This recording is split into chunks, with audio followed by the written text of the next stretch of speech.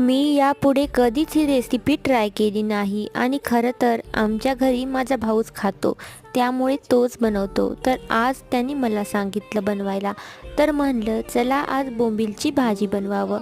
तर काय नाही, बोंबील कापून घेतले आणि थोडं तेल टाकून भाजून घेतलं आणि लगेच गरम पाण्यात टाकून दिले.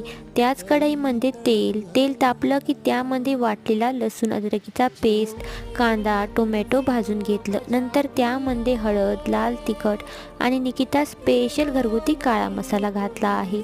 तुम्हाला हा मसाला ऑर्डर करायचा असेल तर वरील नंबरवर व्हॉट्सॲपला SMS करा. बोंबील घातले, पाणी टाकलं आणि माझा भाऊ मला सांगून गेला होता की मीठ थोडंच टाक, कारण बोंबील खारट असतं म्हणे. वरतून बारीक कापलेली कोथिंबीर घातली. बघा, मस्त अशी बोंबीलची भाजी बनून तयार आहे. व्हिडिओ आवडली असेल तर लाईक, शेअर, सबस्क्राईब. धन्यवाद.